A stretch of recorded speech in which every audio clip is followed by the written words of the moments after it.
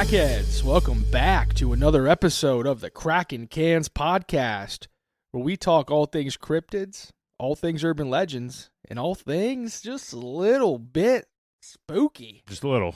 Just a little. We got Crack Daddy Mike up again this week with another awesome episode. Yeah. Oh, what was that? Sorry. I don't know. I will never do that again, I promise you. Yeah, hi. I don't know anything about it, but it's going to be a fun one because he's saying it's going to take down the Boo Hag. Dude, I think it is. I am like getting into Boo Hag type territory to try and take her down. I know we're getting into the spooky world today. Spooky. Yep. We're getting spooky. But before we dive too much into our episode, we have a couple of announcements. I guess three main announcements. One is that we have a partnership now with the Rustic Supply Company, which is really cool. They make some really awesome things like light switch covers, hooks, I guess we'd call them, to hang stuff on. But a lot of them are all cryptid theme. They're pretty badass. And it seems like he can kind of make, like, if you're into a certain cryptid, he could probably make you one to, like, whatever cryptid is that you're into. Yeah, because spoiler alert, he's going to be coming out with a Kraken one. But check out our Facebook. We're going to have some stuff posted on. By the time this episode's out, there will already be a video on our Facebook of us unboxing some stuff from them. Unflowering, baby. Unflowering. Good God. But yeah, so make sure to check them out. We'll have a link on our Facebook. You can follow them. And I know we've been talking about it a lot, but we want to make sure that you guys don't forget on August 9th at the Susquehanna Valley Mall. Not August 8th, not August 10th. August 9th. In Central Pennsylvania at the Susquehanna Valley Mall. Your boys here will be attending the Central PA Bigfoot and Cryptid Festival. There's going to be over 100 different vendors there. There's going to be guest speakers. There's going to be TP Aaron. Yep, TP Aaron with his roll of TP and his brown Sharpie. Yes, and he said he is willing to sign it. Yeah. Whoever wants the TP signed, he is willing to do it. We even got a little prop toilet he's going to sit on while he signs for you guys. It's going to be regular size. Yeah, it's going to be the cheap stuff too. Sorry. Yeah, yeah, one ply. So we hope to see you guys there because it's going to be a lot of fun, and it's something that we've been looking forward to for quite a while. Yeah, we've been planning this probably since like January that we wanted to do this, really get into it. Hell yeah. Shirts, hats, stickers, koozies, we're going to have all that. Business cards. That's my favorite when you throw them in there.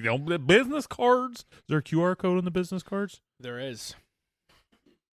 QR code business cards. That's right. That's where we're at in this world. Way up there. The third big thing I wanted to announce is that I have officially got our Buy Me a Coffee set up. It is set up. We have a monthly membership, $5 a month. It's going to get you some behind-the-scenes access. We're going to have posts that are only going to be able to be seen on there, and also you will be able to get a shout-out on the cast for becoming a member of the Boozy Believers. Yeah, if we stick with that name. I like that. It's kind of cool. I like that. Boozy Believers. Yeah. We can roll with it. So yeah, head over to Buy Me a Coffee, not buy me a beer or buy me a water. Don't let Corey fool you. It's Buy Me a Coffee, because coffee is the superior morning beverage. Beer. Well, yeah, beer. Not in the morning, though. That makes me lazy all day. It depends. If you're on vacation. Then I'm supposed to be lazy all day. If I'm on vacation, I better be lazy all day. Our stickers are in, folks. Yeah, stickers are in. They're freaking sweet, too. And I know Mike threw it out. Been throwing that bitch out. Yeah, you've been throwing it out before the stickers were even here. Yeah. You guys give us a 5-star rating review on Apple, Spotify, any other apps you're listening on. We will ship you for free one of our fancy stickers. 2 stickers. 2 stickers. Calling it out. Okay. 2 stickers. 2 stickers, you heard it here, folks. And Corey will also send you a copy of his Social Security card. So, yep. Of all 3 of those things. Pretty cool. 2 stickers, Social Security card. Who knows what you can do? I'd take the stickers. You could have my debt. Yeah, I would take the stickers. But yeah, make sure to email us those reviews over at krakencanscast@gmail.com. With that, Corey, what's up? What's going on?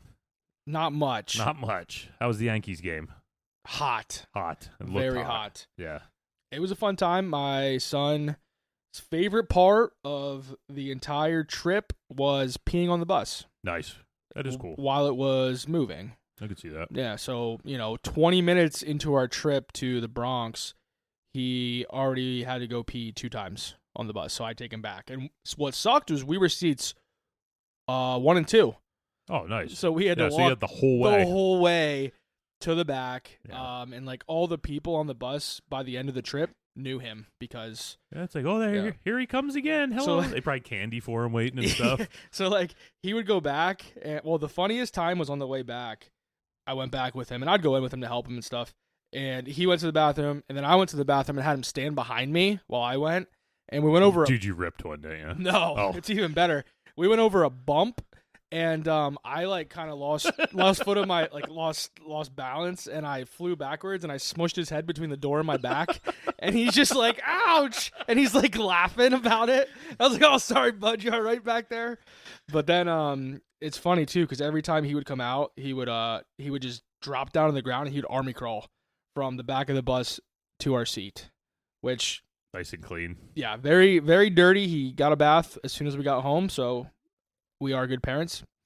But yeah, it was a fun time. We saw Aaron Judge's 350th career home run. Go Yanks! They lost, but it's whatever. Yeah, got some good brews there, so it was fun. So I think's amazing about baseball. You can go like the Yankees won 11-0 on Friday night, and then just lost Saturday and Sunday. Like, it's not like other sports where you, like, destroy somebody like that and you expect that you're just going to carry it into the whole weekend. Yeah. You destroy them 11-0 and then just drop the next 2 games to them. Like, it's no big deal. That's crazy about baseball, too. Like, you just get in such a slump hitting-wise, and then all of a sudden you're just, boom, you're out of it, and you're just, raking. Raking. Yeah. Like the rake. Which isn't our topic this episode, but it could be in the future episode if you want to hear it. I do. Okay. Hey, I do. So, what's new with you? Nothing. Not a friggin' thing, dude. Just, I'm here. We've had a couple meetings with, we did have some meetings. maybe some potential sponsors and stuff like that. So that's pretty cool. Yeah. Plus, we got, like I said, we're working with Rustic Supply Company. That's our first sponsor. It's pretty cool. Hell yeah. Sponsor, partnership, whatever you want to call it. I don't know. I don't know. It's cool. So. Yeah, we're doing a little diddling with. A little diddling? I don't know. Diddling? That sounds. I feel like that's what pedophiles do. Diddling. I don't know. It doesn't seem like a good thing. No. All right. Doodling? No. What do we get? What are we talking about? Just like a partnership. Oh yeah. That would be the word I would use, a partnership instead of a diddling. I was trying to think of a cool word. Yeah. But that's not cool. Yeah. Diddling. These people are probably tired of us rambling. Yeah. Diddling gives you 5 to 10. So on to the beer. On to the beer. So today we are back at Rusty Rail in Mifflinburg, Pennsylvania. I'm not going to go into the brewery. We've had them on multiple times. But the beer is Fool's Gold. Fool's Gold is their unicorn. Who would have thought that a Hefeweizen could be fused with the rich flavors of peanut butter and transformed into an imperial masterpiece? Our ingenious scientist accomplished that feat, defying all expectations. Fool's Gold Imperial Peanut Butter Hefeweizen is a genuine. Dude, the words are. This is going to be a long one today. Words are hard. Yeah. A Hefeweizen that defies logic, yet captivates the hearts of those who taste it. Experience it today and witness the magic for yourself. Can I guess? Yeah. You let me guess last time. Yeah, but you still don't know the topic. Yeah, but I just have a guess. All right, I know it's about a spooky box, okay? Here we go. So here's what I'm thinking. I'm thinking that somebody bought this box. They thought they were getting something that was really good, but then they ended up being a fool because they bought a demon that is going to possess them, their house, whatever. And that's why this beer is called Fool's Gold, because you think you're getting, I don't know. Yeah, I mean, more or less, that's the reason why. Is it really? Yeah. Okay. I chose Fool's Gold by Rusty Rail, not just for its smooth peanut butter and chocolate richness, but because it feels like a beer version of the Dybbuk Box. Decisively inviting, but layered with something deeper, maybe even a little dark. The Dybbuk Box is beautiful on the outside, a vintage wine cabinet with a story begging to be told. But once you open it, you unleash something you can't put back. Fool's Gold is the same way. One sip and you're hooked. It's sweet, it's creamy, it's smooth. But drink too much and you'll find yourself slipping into a rich, heavy haze you didn't see coming. You got anything else? Anything else of mine you want to ruin? You want to just tell people what a Dybbuk? Go ahead. Tell them what a Dybbuk is. Go ahead. Go ahead. Let's cheers.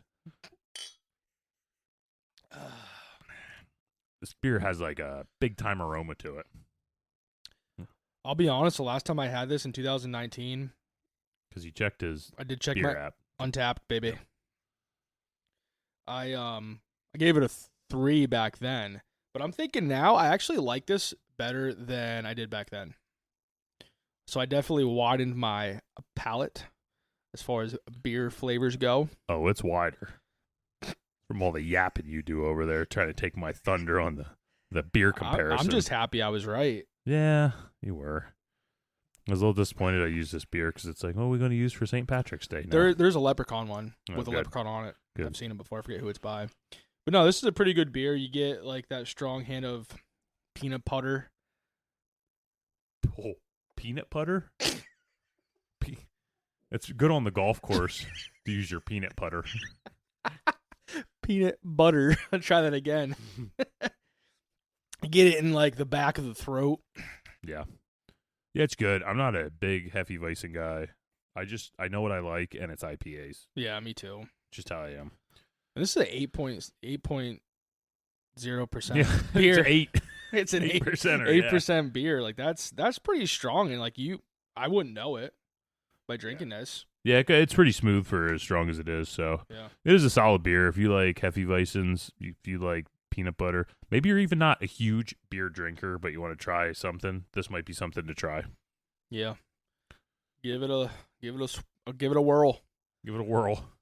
And with that, Let's get it on. let's get it on.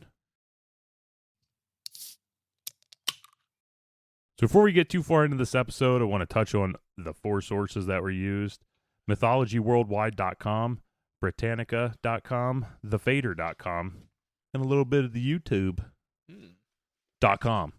.com. Don't go to youtube.gov, man. They don't want you to be there. It's government conspiracies and such. We didn't get into them yet. No. So before we get into the Dybbuk box, I thought it would be good that we got into what a Dybbuk was. So a Dybbuk has roots in Slavic and Jewish folklore, with the word Dybbuk means to cling, which is exactly what this thing wants to do. So when you think about a death, most of the time you think of someone going to the afterlife, leaving this world. But instead of that happening, they die with so much sin, trauma, or unfulfilled duty on this earth, the soul will be trapped in this world. We talk about it a lot with stuff like Penhurst and Lep Castle and Shawnee Park, all these episodes that we covered previously. And you want to know what number those episodes are? Because I remember them off the top of my head. You got them in your notes? No, I don't. Oh, okay. No. Penhurst is 25 and 26. Lep Castle, I believe, is 31. And Shawnee is 35. So go back and check those ones out. Corey presented all those, not me. So I was just a total buffoon. The spirits stay in this place, believed to be walking around and searching for what they need to move on. But now imagine this. Instead of a spirit just left to seek the afterlife, this spirit is essentially cursed. Cursed to have to find a body to fulfill its unfinished business, taking over and using its voice, its mind, its behavior. That's a Dybbuk.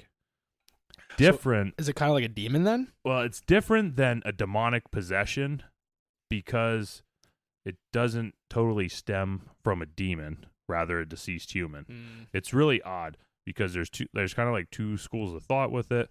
One is that it's more of a human with unfinished business, and most of the time I think these cursed humans were evil in some way or form when they died. But also some people believe from the acts when these people die, all the bad, the sin, all that kind of thing, that a demon almost emerges, and that's what a Dybbuk is. So there is 2 schools of thought with it. But here's the signs that somebody may be possessed. Sudden change in personality or voice. Speaking languages previously unknown to the possessed. knowledge of private or hidden information, erratic, sometimes violent behavior, or a sensation of being not oneself.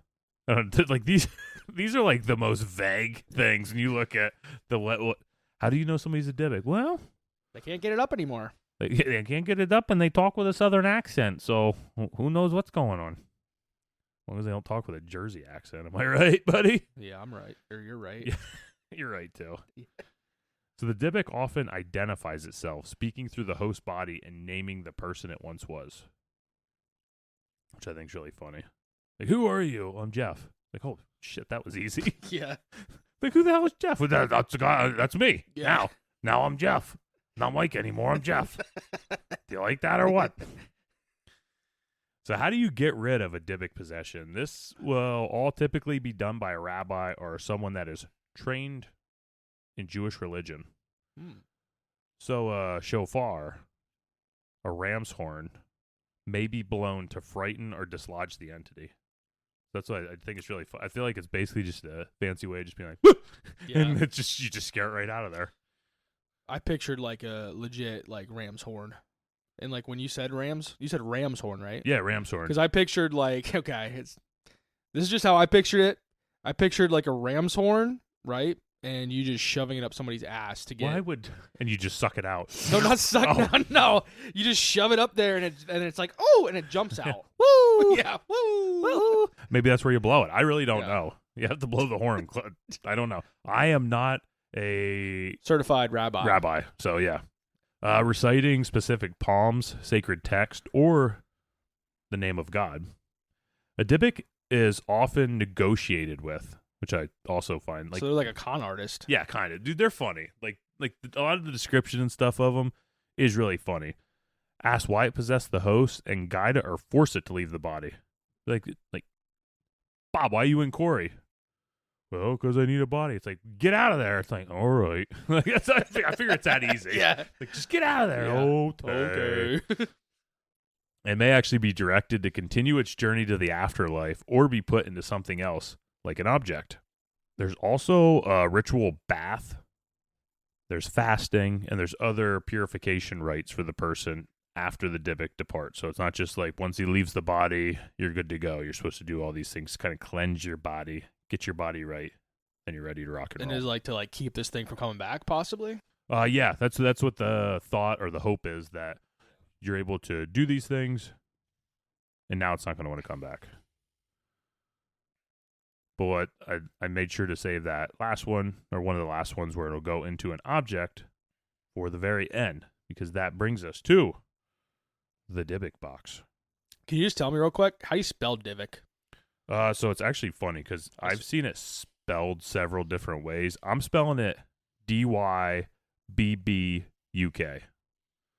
I've also seen it spelled like BBIK. I've seen the Y replaced with an I. I've seen a couple different spellings of it. Okay. Got it. Is that for your notes? Yeah, that's my heading. So you remembered what we're talking about? Yeah. Halfway through the I'm gonna episode, start it's doing like, that. son of a bitch, what is we doing? And when you start saying like Sally House, oh yeah, I got it right here written down. I remember. I got the words Sally House. Who the hell's Sally? Yeah.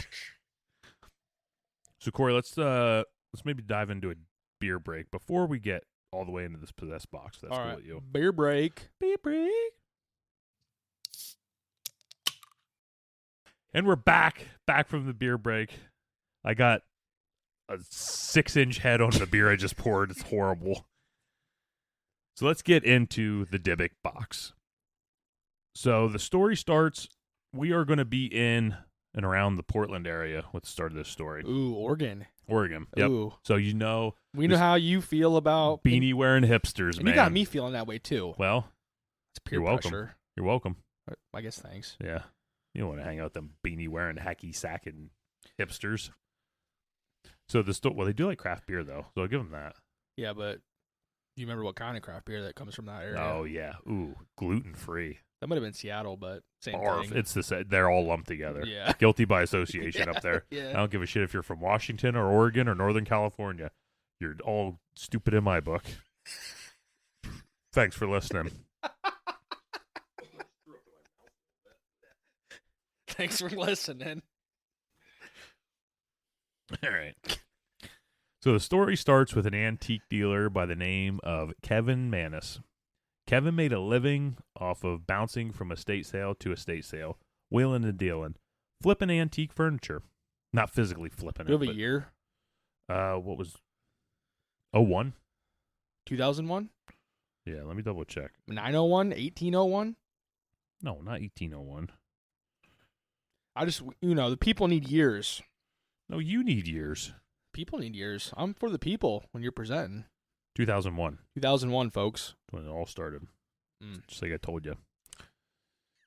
One day he went to an estate sale of a recently deceased 103-year-old Jewish woman. And this was one freaking tough woman, Holocaust survivor, Holy that shit. had plenty of older valuable assets that Kevin would be able to get. After arriving at the sale, wandering around, there quickly became an item that caught his eye. It was an antique wine cabinet, standing about 12 and a half inches tall. Like, a wine cabinet. I thought you were going to say like 12 and a half feet tall. Yeah, dude, but that's what I'm picturing, like a giant. Giant. It's like literally like one bottle or two bottles in it. I don't know. Small. Yeah. This big. Yay big. And for like European listeners, 12 and a half inches, it's like 450 centimeters. As soon as he saw it, he knew this would be something that his mother would love. And with her birthday coming up, it was the perfect time. He approached the woman's granddaughter, who was eager to sell it. This came as a bit of a shock to Kevin. Why would somebody want to get rid of something like this? It was beautiful, and on top of that, he could tell that it came over when she moved here from Europe. It was a family heirloom, but the woman didn't seem to really care about it. She told him that her grandmother had it stashed at the back of her closet and would never let anyone take it out. She even went as far to say that no one should ever, under any circumstances, open this box. Kevin thought this was a bit odd, but decided that he would purchase it anyways. Yeah, because why not? Yeah, like I said earlier, he knew that his mom would love this. Plus, he's freaking wheeling He's and dealing. giving his mom a demon. Yeah, well, he didn't know that at the He time. must not have liked her too much. Well, we'll get into that. So Kevin took the box to his shop and set it in his basement. A couple days later, when he was out doing some errands, he received a call from one of the saleswomen at the shop. Panicked, she told him that there was someone in the shop going crazy, like they were looking for something. Kevin rushed to his car and sped back to the shop, and when he got there, the person was gone. Kevin noticed that it looked like the person had gone into the basement. He rushed down the stairs to check, because that's where he put a lot of the merchandise. And when Kevin got into the basement, all he could smell was the overwhelming smell of what he described as cat urine. Barf. Ew. So it's like Dale was down there just going to town. Say, man, Yeah, so what do you think so far of the story? I want to see where it goes. Let's see where it goes. So after all this, and after the employee that had called him about the man quit, like she was done, she was out, scared her, Kevin decided that it was getting close enough to his mother's birthday that it was time to get the box out and get it ready. When getting ready, he realized that the box had the same cat urine smell that was in the basement that day the man broke in.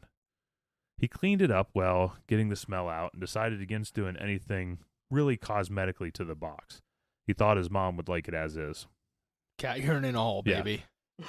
We got most of the stank off of it. On the day of her birthday, she showed up to the shop where Kevin was waiting to take her out for a birthday lunch at her favorite restaurant. She had a heart attack and died. Dude, chill. Okay. No heart attack. Gosh, it's insane. Before they left, Kevin brought out the box, and his mom loved it. It was beautiful. Ooh. And as she was looking it over, Kevin said he needed to run to the back and finish up just a few things, and then he would be all set to leave for lunch.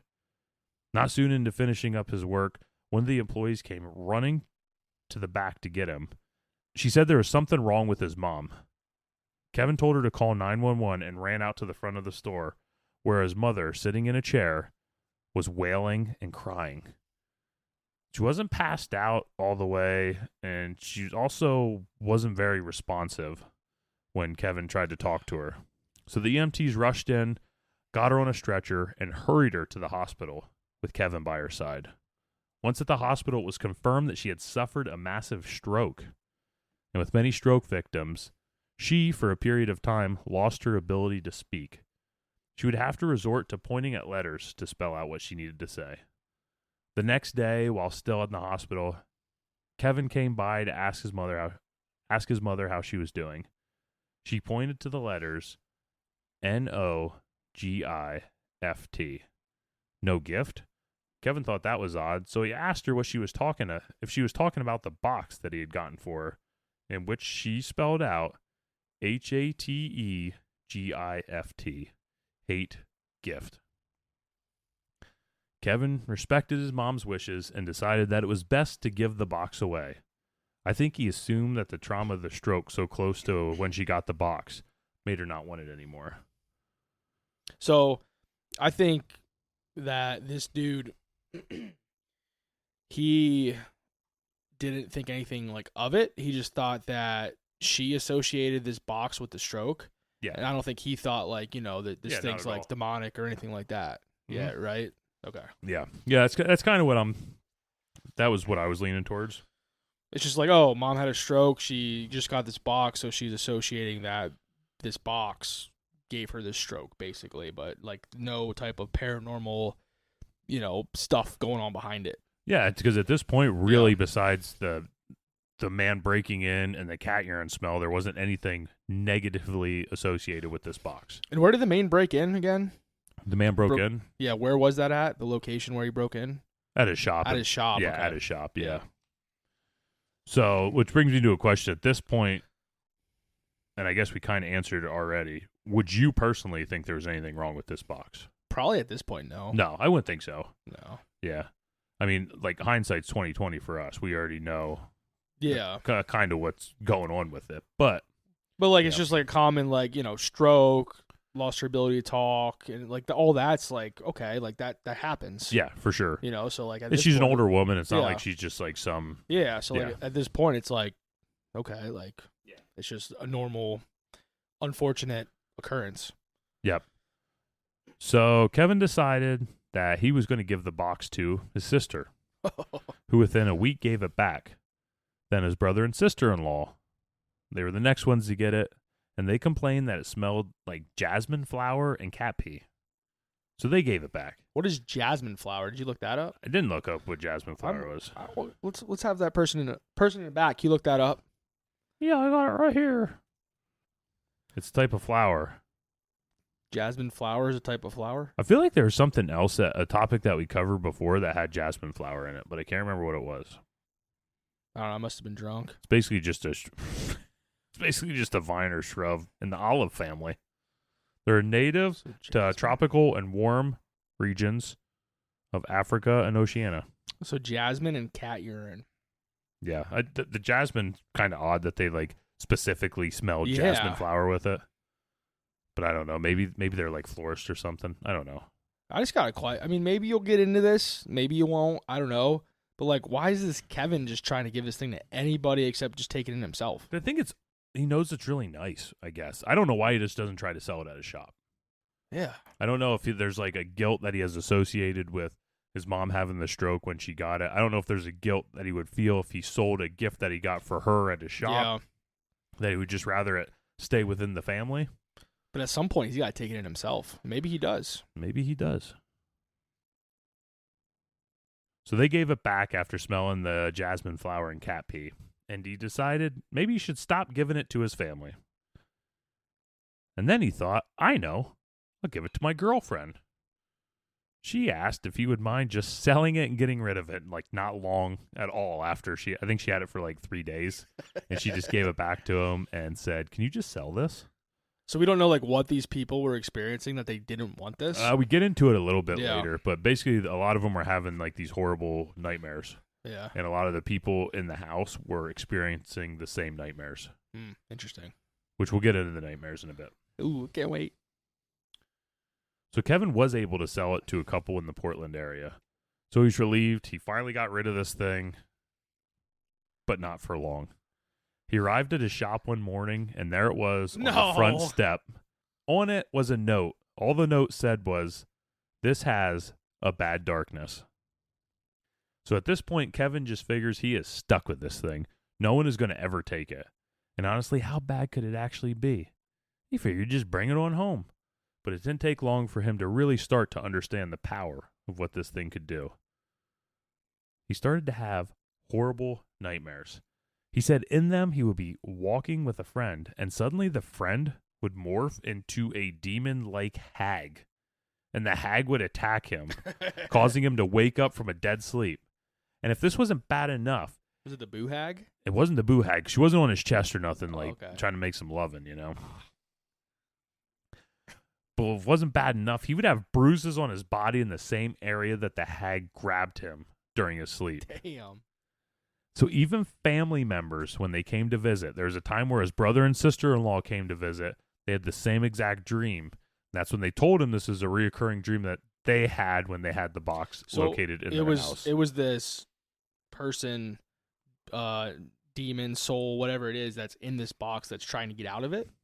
It seems that way. Grabbing a hold of these people Yeah. to try to like help me get out of this thing or something like Well, that. you got to remember, if it's really a Dybbuk, it's not trying to get out, but it's trying to get in the body of them. True. Okay. Kevin, along with all his visitors, would start to see shadow people and strange movements out of the corner of their eyes in his home. At this point, Kevin got the box out of his house. He took it outside into a storage shed that he had. But this box still seemed to want him, or at least a body. The fire alarm would start to randomly go off in the middle of the night down in the shed, and Kevin would run to check on the storage unit.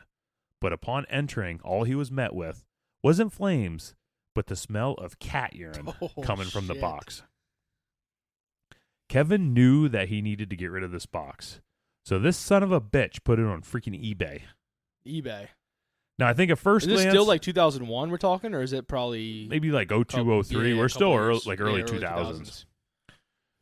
So now, at first glance, it seems like he was just trying to pawn it off on some poor sucker, but he wasn't, because this is where the box kind of gained its notoriety. So it probably put how he listed it, right? He listed like the entire story that I just told you was in the listing for the box, and he basically said he was so lost he just needed to get rid of this thing, and he needed someone to buy it. Well, that's good that like he didn't just pawn it off on somebody. Yeah, he sure. He made sure like Well, he already tried that once, and it did not work. That's true. Yeah, Yeah. That's true. So this is a part of the description that he had when he posted it on eBay. I would destroy this thing in a second, except I really don't have any understanding of what I may or may not be dealing with. I am afraid, and I do mean afraid, that if I destroy the cabinet, whatever it is that seems to have come from the cabinet may just stay here with me. I have been told that there are lots of people who shop on eBay that understand these kinds of things, and specifically look for these kinds of items. If you are one of those people, please buy this cabinet and do whatever you do with this thing. Help me. You can see that I have no reserve price or minimum bid. If I can make things a lot easier, let me know, and I will do everything within my abilities. One more note, on the same day my mother had her stroke, the lease on my store was terminated without cause.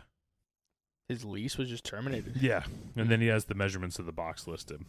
Which is a small box, you said, right? It's It's like a 12-inch box. What's- It's like 16 inches Yeah. wide, 12 inches tall, Damn. and like 7.5 inches deep. So yeah, it's not like you can just pick it up and carry it around. yeah. And like I said earlier, the first part of his eBay description really talked about the whole story that I kind of talked about earlier. So later on, he actually added 2 different times onto his description on eBay. So this part he added on, all the items that I originally found inside the cabinet are included in the sale. Oh, so he and opened it will up. he opened it up. When he cleaned it out, he opened it up, which directly coincides with when he brought it to his mom. So all things inside it will be included in the sale and will be delivered with the cabinet. So this is everything that was in it right here. He has listed. So there's one 1928 U.S. wheat penny, one 1925 U.S. wheat penny, one small lock of blonde hair bound with a string, one small lock of black-brown hair bound with a string, one small granite statue engraved and gilded with Hebrew letters. I've been told that the letters spell out the word shalom, one dried rosebud, one golden wine cup, one very strange black cast iron candlestick holder with octopus legs. Say again. One just like the way. Hold on. You have me an octopus legs. One very strange black cast iron candlestick holder with octopus legs. Huh. I mean, I'd be fixing to buy that. That kind of sounds cool. That puts me over the top, baby. Yeah. Is there any way he would just sell the octopus Just legs? the octopus there's leg? no way this Yeah. thing's going to be attached to the octopus legs. Maybe like an octopus man or something, but Yeah. we can deal with them. Yeah, we got He'd them. be friend of the cast. Damn, that's a lot of weird stuff. Yeah, and it's like the different locks of hair. Yeah. Why those wheat pennies with that year? Do those years coincide with something? I don't know. It is interesting. So at this point, Kevin was getting so many emails asking about the box that he made another edition on where he just kind of talked about like trying to answer as many people's questions as he could. So just go in chronological order. Just says 1, no, I am not religious. 2, no, I do not wish to have or participate in any sort of exorcism or case study or photo sessions at my home. 3, no, I will not sell any individual piece which are originally found separate from the other pieces in the cabinet. Bullshit, we want the candlestick holder. Yeah. 4, no, I do not speak Hebrew, nor do I know what the word keshelem means. I They don't said know. it was like shalom. Yeah, I don't know where I don't know. This is like something totally different. How did I remember that? It was, yeah, shalom is what the word said, but this one's like keshelem. I don't know. I don't know what that word is even, or the Hebrew word. 5, at the end of the auction, I've decided to take an opportunity to speak with the winning bidder for 2 reasons. A, to make sure that the winning bidder is a serious adult who has employed some valid reasoning skill in making the decisions to accept whatever this is. I will not be judgmental. Do whatever you want or need after the sale. And B, to offer full details of the events that have transpired. After I've carried out those responsibilities and upon payment, I will have the cabinet and its contents delivered by the U.S. Mail, FedEx, or UPS to the winning bidder. At that point, I will have no further involvement in the matter in any way, shape, or form. Period. And 6, to all of you who have offered to pray, I may not be religious, but I am certainly open to the possibilities, no matter what your religion might be. Thank you. And that was the last time he posted, and eventually the auction ended. And the winner was a man by the name of Zak Bagans. No. No. Losif Neltsker. He was a Missouri University student. And within 8 months, Losif put it back onto eBay. Oh. And this wasn't before him and his roommate started to have strange dreams and started to suffer through insomnia. So Jason Haxton bought the box for the low price of, how much do you think this box went for? $100. A little more than that. $350. Lower than that. $220. Higher than that. $250. Higher than that. $285. You're getting close, just lower. $280. $80.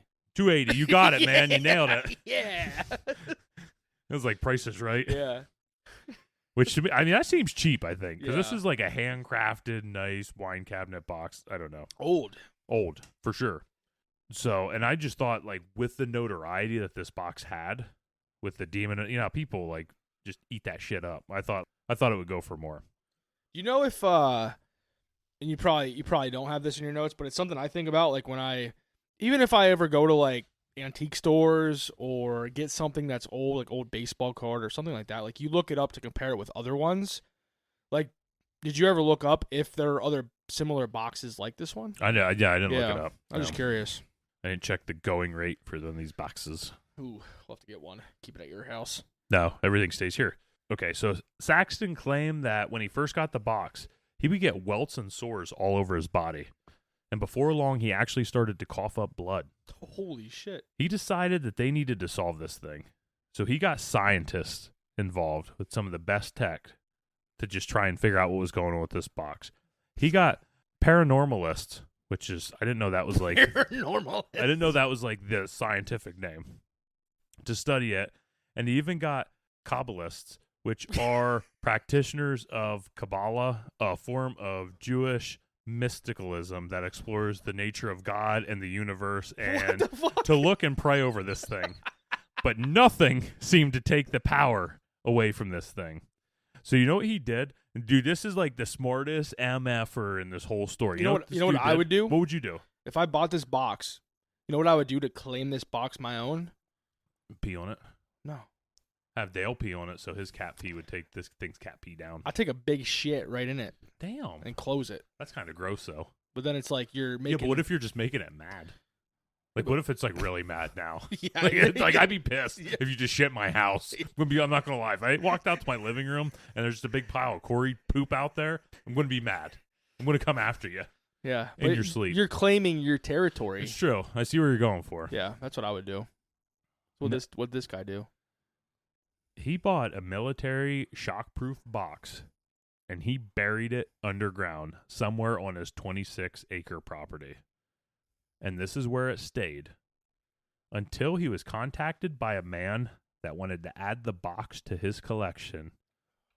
A man that needs no introduction. This is fucking Zak. The man with the baggy pants and the bedazzled shirt. Oh, man. Zak Bagans. Oh, I knew Baggy Pants was going to get this You're shit. freaking right. And it's actually, that's where it is right now. It's in his museum in Las Vegas. Ah.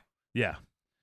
That's right. Zak took the box, and after a televised meeting with Zak, Jason, and Kevin, they all got together to kind of confront the evil. Man, like it was good TV. It's on. There's a YouTube clip of it. It's 9 minutes long. I'm going to play you a part of it at the end of this part here because I want you to hear it. It eventually has Kevin locked in the basement with the Dybbuk box. Now, Kevin's the guy from the get-go that got it. He's locked in the basement? I don't know if he's locked down there, but he was like put alone in the basement. Now, dude, his museum is kind of crazy. There's like hidden passageways and bookshelves and stuff that get to a control room. So you go to the control room, and it's like two guys from Ghost Adventures sitting in this control room with all these cameras in the room, and they're just watching what Kevin does with this box. So as he sits down there at the box, the dude starts reciting what, like, my best guess is that it's a rhyme or poem talking about the Dybbuk box. The craziest part is, as he goes through this whole poem, he never stutters. He never trips over any words. He literally recites it like something's whispering it in his ear. I'm telling you, like, I'm going to make you watch it because there's no way. It just something's up with it, you know? I don't think it's fake. Yeah. But I think, does he have some super close connection with this box that nobody else has? Because you think he kind of spent the most time with it at the very get-go. So he's eventually in the basement, and Zak kind of went down there and confronted him, and he just asked if he was doing all right. And all Kevin said was, "Man, do you see all the stuff going on above the furnace over there?" And, of course, that's where the camera doesn't show, is above the furnace. Of course, you know, that's how it goes. Yeah. But, yeah, Corey, I just got to play you the clip. So we're going to pause this for a second, and we're going to play the clip. All right, Corey, you saw the clip. What are your impressions? So I think about, all right, so I watched the clip. You got this Kevin guy who's down there. Describe the clip just a little. I think I did it. I guess I did describe it already. Never mind. Yeah, so Kevin is down in the basement, and he starts talking like, so my first thought is you hear like back in like, you know, WWE when they would do like the pay-per-views and stuff, or they would do like the commercial, and they had that guy on there with that voice. Yeah. He'd be like, you know, this Sunday, like, you know, that yeah. narrator voice or whatever for like WWE. It like, this dude's voice shifted to like something like that, and he kept it consistent throughout his whole little rhyme or saying or whatever he was saying. Yeah, and it was like a rhyme or a Yeah. poem of some sort. He kept that shit consistent throughout, like his voice. It wasn't his normal voice, but like whatever voice he was using, he kept that shit consistent throughout, you know, the clip. And then after he's done, you know, his voice kind of goes back to like normal. Yeah. So it's kind of interesting. Yeah, what I found really interesting with that clip was the fact that when he recited that whole poem, he didn't stutter, he didn't screw up his words. It was just clear as day. Almost like he was reading something, but he wasn't. You could see him in the camera, and then when they come back, they say about, you have a lot of I can't remember how a lot of apparitions happening over here. Yeah, some activity or something. I think you A lot said. of activity, yeah. Yeah. So it's an interesting clip. I give him that. And so the last little part I have here is the box is currently under lock and key at Zak's Haunted Museum in Las Vegas. And one day, while filming with one of his good friends, you might know him, Post Malone. Oh, is that the one that said he smells like shit or whatever? Do you ever see that? No. Do you ever see that clip where Yeah. something says that he smelled like shit? It's not that one. No, Zak took the box out of the glass and he actually touched it. And when he touched it, Post Malone put his hand on Zak's shoulder. And they believe that part of the curse was actually transferred over to Post Malone until he had a cleansing. And the next month, his plane had to make an emergency landing. His home was targeted by 3 armed robbers, and his Rolls Royce was involved in a pretty serious crash while he was driving, which caused him some significant injuries. Damn. So this brings us the real question. Is this thing real or not? Now, I read a quote. This was from Chris French, who was a psychologist that actually studied the box. And I like this quote. He said, talking about people that were around the box and had stuff happen, they were already primed to be looking out for bad stuff. If you believe you have been cursed, then inevitably you explain the bad stuff that happens in terms of what you perceive to be the cause. Put it like this. I would be happy to own this object. So if you just thought, like, I'd be happy to own this object, it's not haunted at all. Would any of this bad stuff even happen to you? You know, it's just like, I always think of people that are just, I'm jinxed. And then when they go and, I don't know, they drop an ice cube on the floor, it's like, there's the jinx happening. It's like, yeah, I just dropped an ice cube 5 minutes before. I just bent over and picked it up and didn't think anything of it. Or even too, like everybody's like, bad things happen in threes. Yeah. It's always like Right. they're always on guard. Like, okay, that's number 1. Oh, that's number 2. That's number 3. Like, there it is. And then you can contribute to anything that's going on. Yeah. Yes. So I do agree with that aspect of it. There's also reports that Kevin, he supposedly did an interview where he said he made this whole thing up, and it fucking grinds my gears, Corey. This is just like we talked about in the Enfield Terror, the Enfield Monster episode. It pisses me off. He had no reason to make it up at the time. Yeah.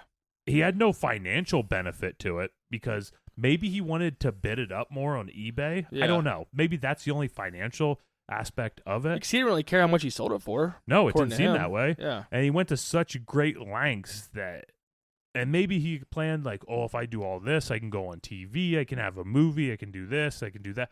I don't know. But it just doesn't make any sense to me why you would make this up and hold this secret for 25 years and then just say like, yeah, I made it up. Unless the only logical thing I can think is that you're tired of having to answer questions about it and be always associated with this box. Yeah. So if you say I made it up, people are going to quit asking you about it. I know that's just my kind of thought on it. Yeah. No, I can agree with that. That you just got tired of being associated with the box. And I don't blame him. Yeah. Like I could see how that would be annoying where all of a sudden your whole entire life, you're not even just living your life, but you're just associated with this possessed box. But yeah. So what do you think, Corey? True or false? Do you think this thing's real or do you think it's fake?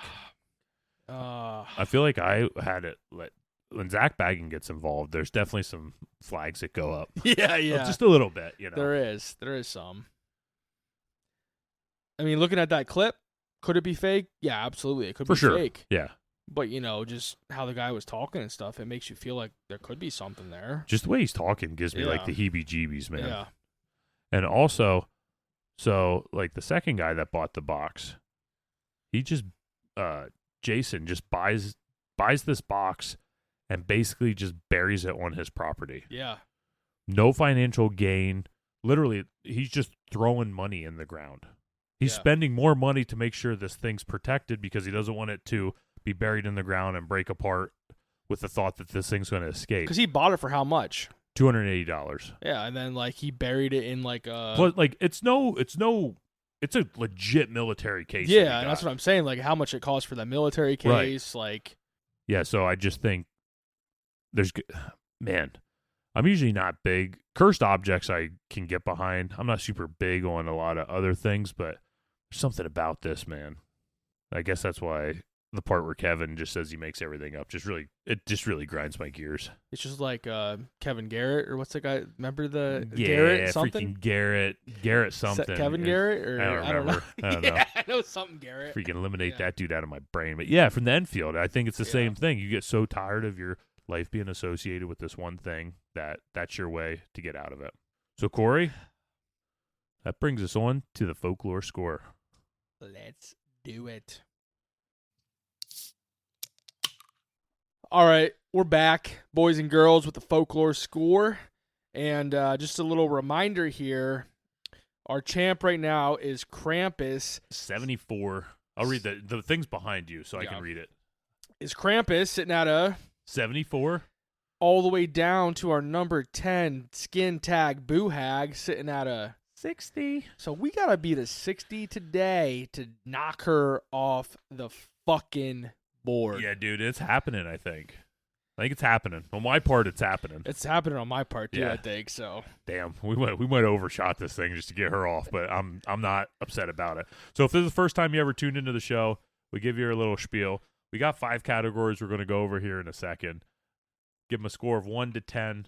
So each of us can have a max score of 50. We smash them bitches together, and we Smush. come up with our folklore score. Boo Hag's got 60. She going to be going after tonight. Corey, what do you have? I have a 31. I got a 36er. She gone. So that's a 67. 67, which will actually move this thing right up to number 8. It'll be in between Bloody Mary and Hook Man on our board. That means Hattie's dropping. Hat Man to is number on the 10. chopping block, and he'll be safe for a while. Dude, I just felt it. When I did this thing, I felt that the freaking Dybbuk Box was going to take it down. So we'll go over our scores real quick. Spookiness, I gave it an 8. I gave her a 6. Damn. Spooky either way. Yeah, it's spooky. Historical cultural significance, I gave it a 7. Why'd you give it a 7? I gave it a 7 because of the tie with like the Jewish folklore, and also I thought the tie-in with the Holocaust victim from Europe. Like I don't know. Yeah, I mean, I gave it a 4 just because there was a little bit of that, but then it just kind of hung around and some old sweaty palms for a while, and Yeah. you know, No, I can see that too. Kevin Bacon bits. Kevin Bacon bits. Believability, I gave it a 6. Gave her a 7. Yeah. I believe in cursed objects. Yeah, I may not believe in a lot of other things, but I believe in cursed objects. unless it's a demon or Demon. Yeah, if it's a demon. Demon. Oh, yeah, I believe in demons. I thought you were gonna get on a demon kick tonight. I really thought so. Yeah. I've been trying to refrain myself. We're due yeah. for a Mike demon. Just a demon rant. Yeah, Yeah, for sure. Uniqueness, I gave it a 7. gave her a 7 too. Threat level, I gave it an 8. I gave it a 7. I almost went 9 because it went after Post Malone. Yeah, You know, but Nope. I don't know what like show that was on, but like I know what you're talking about, and maybe it was an episode of Ghost It Adventures. might have been. It could have been. Yeah, he got called like that he stunk. That's one of the Yeah, spirits smelled said, like shit. Smelled Yeah. like shit. Yeah, Yeah. I do. Yeah. As soon as you said that, I did remember it. That's why I thought that's where we're going with this. But Yeah. yeah, With that, we have a new member of the folklore scoreboard. bored baby. The Dybbuk Box is going to take the spot. I don't know if it would go to a Dybbuk or I think it goes to the box, right? The box is more the premise of the story. The box. Box. So I hope you guys enjoyed the episode. Thanks for joining us for another Tuesday. If you would like to support the podcast, make sure to check us out. Buy me a coffee. That'll be in the description of the episode. You can become a boozy believer. Just saying. Boozy believer. I'm a Yeah. He sure is. Make sure to check us out at the Central PA Bigfoot and Cryptid Festival, August 9th at the Susquehanna Valley Mall. And make sure to check out our friends at the Rustic Supply Company. That'll be on our Facebook. Like us on Facebook. Follow us on Facebook. Follow us on Instagram. Follow us on TikTok. Become a subscriber on YouTube. We're pumping out stuff all the time. Get your stickers. Get your stickers. Review us. Get your stickers. Review us. Email us. I'm Crack Daddy Mike. I am out of here. I am the BK Corey. What were you going to say, Corey?